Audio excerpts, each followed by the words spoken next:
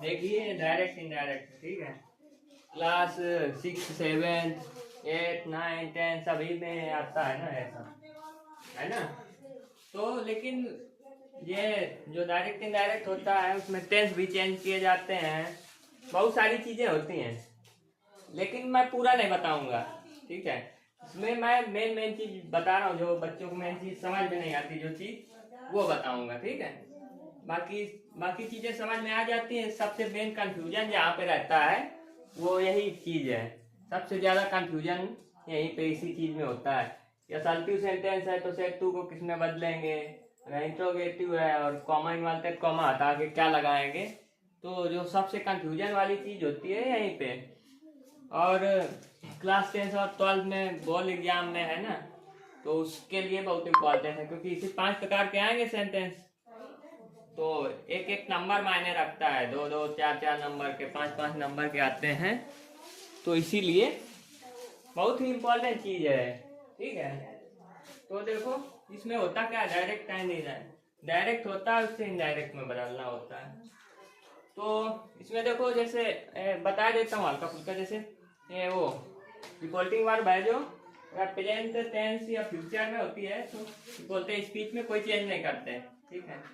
उसमें बस केवल करते हैं से टू को किस में बदलेंगे, टेल में बदल देंगे, और सेज टू को टेल्स में बदल देते हैं, और सेड टू को टोल में। अब देखो यहाँ समझो, अगर सेंटेंस असल्टिव सेंटेंस है, ठीक है, तो असल्टिव सेंटेंस का मतलब सिंपल सेंटेंस, साधारण होगा, है ना। सेंटेंस पढ़े होंगे आप लोगों ने, तो असल्टिव सेंटेंस का मतलब कोई साधारण सेंटेंस होगा। तो जब इसको डायरेक्ट से इनडायरेक्ट में बदलेंगे, तो जो सेड टू को है किस में बदल देंगे, टोल में, ठीक है। और कॉमा इनवाल्टेड कॉमा हटा के, जैसे देखो कॉमा इनवाल्टेड कॉमा नहीं है लगे हैं, इनको हटा के क्या लगा देते हैं, डायरेक्ट। और इसमें केवल सेड लिखा है, अगर सेड भर रहेगा चेंज नहीं करेंगे, चेंज जब करेंगे जब सेड टू लिखा हो, ठीक है। तो कॉमा इनवाल्टेड कॉमा हटाकर दैट लगा देते हैं, कौन से सेंटेंस में, असल्टिव सेंटेंस में। लेकिन अगर इंट्रोगेटिव है, इंट्रोगेटिव भी दो प्रकार के होते हैं, एक फर्स्ट टाइप, एक सेकेंड टाइप। फर्स्ट टाइप क्या होता है, जिसमें हेल्पिंग वर्ब से स्टार्ट होते हैं, जैसे did you know, do you go to home, है ना, इज, ये सब मतलब जो हेल्पिंग वर्ब से स्टार्ट हो उसको फर्स्ट टाइप इंट्रोगेटिव बोलते हैं। और जो क्वेश्चन वर्ब से स्टार्ट हो, जैसे व्हाट, व्हाई, व्हेन, वेयर, उसको कौन सा बोलते हैं, सेकेंड टाइप इंट्रोगेटिव, ठीक है। तो देखो इधर इंट्रोगेटिव फर्स्ट टाइप होगा, इसमें सेड टू को किस में बदल देंगे, आस्क्ड या इंक्वायर्ड ऑफ, और जो कॉमा इनवॉल्व कॉमा हटाकर इफ या विदर लगा देंगे, हाँ। इसके बाद इंट्रोगेटिव जो सेकंड टाइप होगा, उसमें सेड टू को आस्क या इंक्वायर्ड ऑफ, इसमें भी वही करते हैं, लेकिन बस इसमें कॉमा इनवॉल्व कॉमा हटाकर इफ या विदर इसमें लगाते थे। इसमें क्वेश्चन वाले, यानी जैसे व्हाट से शुरू है, जैसे वेयर से शुरू है ना, तो कॉमा इनवॉल्व कॉमा हटाकर क्या करेंगे, बताओ, क्वेश्चन वाले वेयर ही लिखेंगे, इसमें डायरेक्ट टू ये नहीं लगाएंगे, ठीक है। और अगली बात आती है जैसे इंपरेटिव सेंटेंस। इंपरेटिव सेंटेंस में या तो ऑर्डर कोई चीज दे रहा होगा, या तो किसी से रिक्वेस्ट की जा रही होगी, जैसे please give me your pen, request हुई ना यार, कोई चीज जैसे किसी मांग रहा है please give me your pen, request हुई। ऑर्डर कैसे दे रहा है, ओपन द डोर आपने बोला, ऑर्डर हुआ ना, ये हो गया। इसके बाद सजेस्ट, किसी को सजेशन दे रहे हो कि पढ़ो, ये सब चीजें। तो इंपरेटिव सेंटेंस में यही है कि सजेशन दिया जाए, किसी को ऑर्डर दिया जाए, रिक्वेस्ट किया जाए, ठीक है। तो उसमें सेड टू को किस में बदल देते हैं, अगर ऑर्डर दिया जा रहा होगा तो ऑर्डर्ड में, अगर रिक्वेस्ट की जा रही होगी रिक्वेस्टेड में, अगर सजेशन किसी को दिया जा रहा होगा सजेस्टेड में, समझ गए। इसके बाद देखो कॉमा इनवॉल्व कॉमा हटाकर इसमें ये वाले इंपरेटिव सेंटेंस में क्या लगा देते हैं, टू। इंपरेटिव सेंटेंस पहचानोगे कैसे है, तो ऑर्डर दिया जा रहा होगा इसी, ठीक है। तो इंपरेटिव सेंटेंस कैसे पहचानोगे, ऑर्डर, रिक्वेस्ट या सजेस्टेड से। और इंट्रोगेटिव कैसे पहचानोगे, सेकंड टाइप, क्वेश्चन वाल से स्टार्ट हो, जैसे व्हाट, वेयर, व्हाई से। और इंट्रोगेटिव फर्स्ट टाइप कैसे पहचानोगे, हेल्पिंग वर्ब से स्टार्ट हो, ठीक है। इसके बाद एक्सक्लेमेटरी सेंटेंस क्या होता है, इसमें किसी चीज का संबोधन दिया जाए, जैसे exclaim with joy, sorrow, ये सब चीजें इसमें लिखते हैं। हाँ, जैसे exclamation का मतलब जैसे hurrah we won the match, जैसे ये बोल दिया, ठीक है। तो जैसे hurrah we won the match, खुश हो, जैसे बहुत खुश हो गए ना, जैसे आप बहुत खुश हैं, हाँ, जीत गए आप मैच, मान लो, क्या बोलेंगे, hurrah we won the match, हम मैच जीत चुके हैं। तो एक्सक्लेमेटरी सेंटेंस यही होते हैं, मतलब कि जो चीज खुशी में निकले, है ना, ऐसे सेंटेंस को एक्सक्लेमेटरी होता क्या है, ध्यान सुनो। जैसे जैसे लिखा है ना ये, फिर इसके बाद ऑब्जेक्टिव सेंटेंस की बात आती है, ठीक है।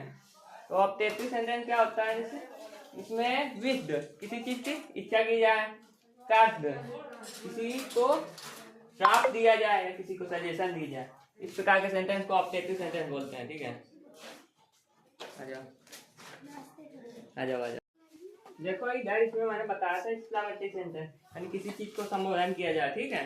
जैसे एक्सक्लेम विद जॉय, जब ज्यादा खुश हो गए, खुला रहना नहीं तो अंधेरा हो जाए। तो जैसे खुश बहुत होगे तो क्या लिखोगे, एक्सक्लेम विद जॉय। अगर सेंटेंस में पता लग रहा होगा, दुख पता लग रहा हो तो एक्सक्लेम विद सॉरो, ये सब चीजें लिखोगे, है ना। और ऑब्जेक्टिव सेंटेंस क्या होता है, इसमें विश्ड, इच्छा की जाए, कार्य, किसी को श्राप दे रहे हो, मान लो किसी के इच्छा कर रहे हो, सजेस्ट, किसी को सलाह दे रहे हो, ठीक है, ये होते हैं। और इसमें देखो असल्टिव सेंटेंस में कॉमा इन्वर्टेड कॉमा हटाकर कंजक्शन दैट का प्रयोग करते हैं, और इंट्रोगेटिव में फर्स्ट टाइप में इफ या विदर का कंजक्शन हटाकर इसका प्रयोग करते हैं, और इंट्रोगेटिव सेकेंड टाइप में क्वेश्चन वाले का यूज करते हैं। जैसे ये वेयर लिखा है तो ये सेकेंड टाइप बोलेंगे इसको, हेल्पिंग वर्ब से स्टार्ट हो फर्स्ट टाइप, उसमें इफ या विदर लगा देंगे, कॉमा इन्वर्टेड कॉमा हटाकर, इसमें लेकिन वेयर है तो वेयर से ही शुरुआत करेंगे। और इंपरेटिव वाले में कंजक्शन टू का प्रयोग करेंगे, और एक्सक्लेमेटरी में कंजक्शन दैट का प्रयोग करेंगे, और इसमें भी दैट का, ठीक है।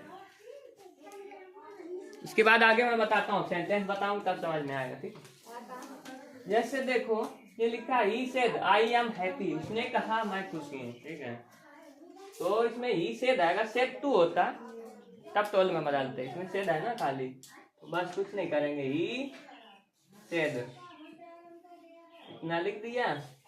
इसके बाद आई एम हैप्पी, ये सिंपल असल्टिव सेंटेंस है ना, क्योंकि तो करेंगे क्या, कॉमा इन्वर्टेड कॉमा हटाकर सेड, पहले सेड है, सेड को सेड टू को टोल में बदलते, इसमें खाली सेड है, सेड ही लिखा रहने, कॉमा इन्वर्टेड कॉमा हटाकर क्या लगाते हैं इसमें, दैट लगा दिया।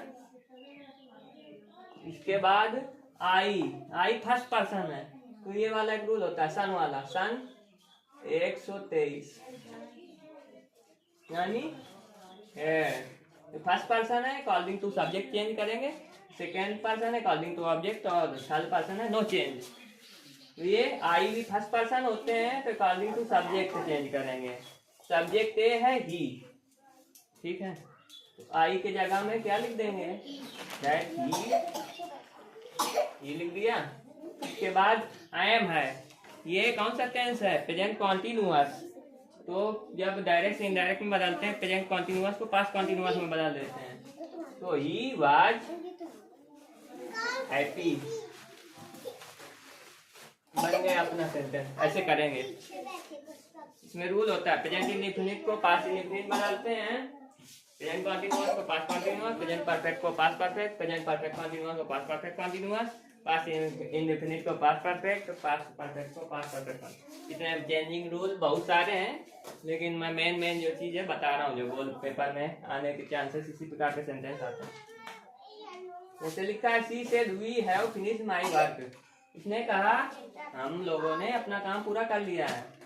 इसमें क्या करोगे, सी ऐसे है क्योंकि ये खाली सेड है तो सेड ही रहेगा, कॉमा इन्वर्टेड कॉमा हटा कर क्योंकि असल्टिव सेंटेंस है तो दैट लगा देंगे। इसके बाद we I we first person होते हैं अकॉर्डिंग टू सब्जेक्ट, तो सब्जेक्ट क्या है, सी, दैट सी, ये पास्ट प्रेजेंट परफेक्ट है तो पास्ट परफेक्ट में बदल देंगे, सी हैड फिनिश्ड, आवाज मत करिए अनिरुद्ध, शांति बन जाओ, सी हैड फिनिश्ड, ठीक है। माई आई का पजेसिव केस माई है ना, तो आई माई फर्स्ट पर्सन सी है ना, सी का possessive case her, she had finished her work, ये आ जाएगा। ठीक है, चेंज हो गया।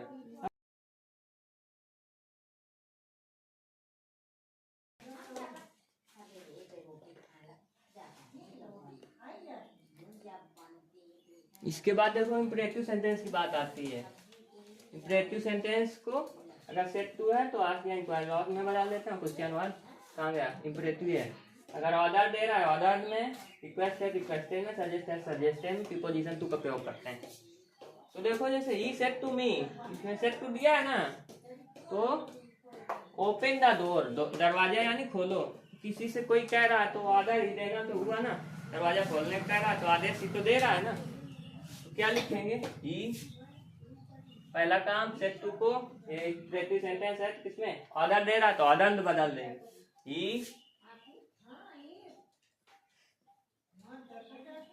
ही ऑर्डर्ड मी। सेट टू को चेंज किया है, बाकी मी वैसे लिख दिया, ठीक है। और कॉमा इन्वॉल्टेड कॉमा हटाकर कंजक्शन टू प्रयोग करते हैं, शी ऑर्डर्ड मी टू, बाकी पूरा वही लिख देंगे, टू ओपन द डोर। बस आपका सेंटेंस कंप्लीट हो गया, बन गया।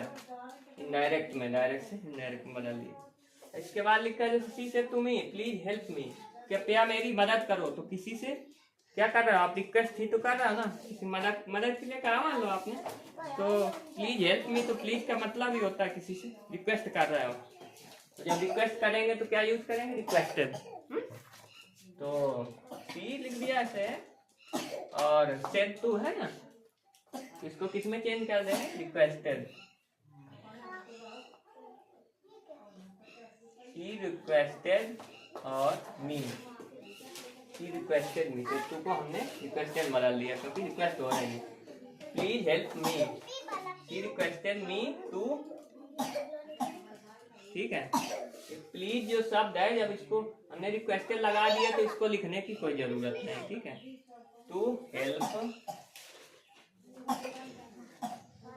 इसको आप नहीं लिखेंगे क्योंकि हमने रिक्वेस्टेड लगा दिया ना, कोई जरूरत नहीं। हेल्प ए मी, आई मी, आई का ही ऑब्जेक्टिव है ना, तो ये फर्स्ट पर्सन होते हैं तो इसको अकॉर्डिंग टू सब्जेक्ट चेंज करते हैं। सब्जेक्ट ये है सी, आई का हुआ है मी, तो सी का ऑब्जेक्टिव क्या हो जाएगा, हर।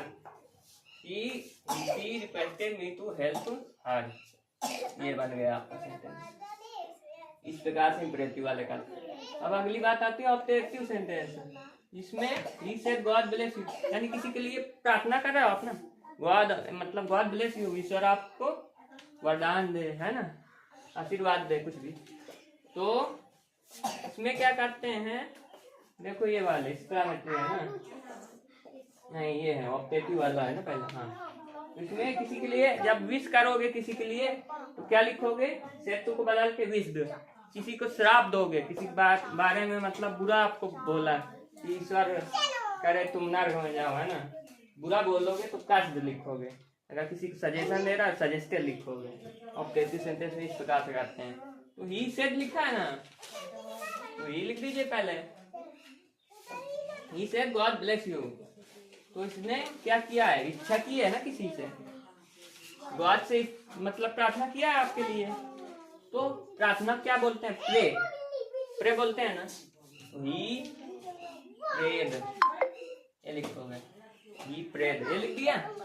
इसके बाद गॉड ब्लेस यू, ईश्वर आपको आशीर्वाद या आशीष प्रदान करे। ही प्रेड, इसमें कंजक्शन दैट लगाते हैं ना, that, he prayed that God bless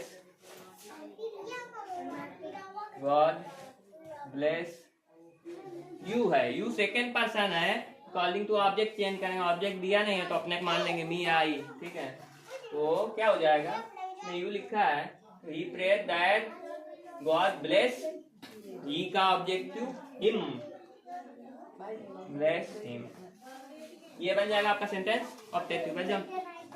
इसके बाद देखो अगला एक्सक्लेमेटरी, लास्ट सेंटेंस, ये वाला एक्सक्लेम विद जॉय सॉरो, ये सब चीजें लिखते हैं। अगर बहुत खुशी हो तो एक्सक्लेम विद जॉय लिखोगे, अगर बहुत दुखी सेंटेंस में प्रतीत हो रहा है तो इस क्लेम विद सॉरो लिखोगे। सॉरो मतलब होता है दुख, जॉय मतलब होता है खुशी, ठीक है।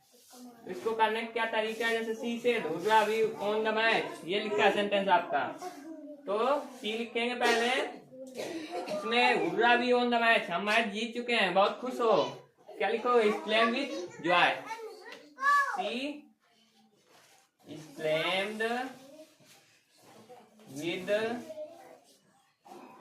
जॉय, ये लिख दिया। फिर कॉमा इनवॉल्टेड कॉमा हटाकर कंजक्शन दैट लगाते हैं, लगा दिए, दैट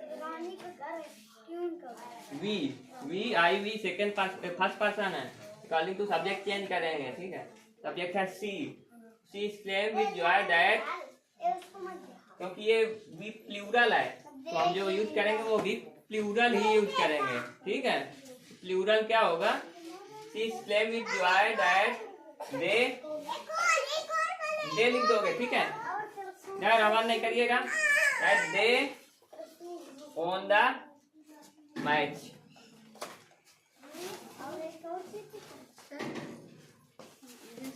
ठीक है। तो इसमें देखो claim with joy that they on the match, ये लिख दोगे, आपका सेंटेंस कंप्लीट। आ जाइए।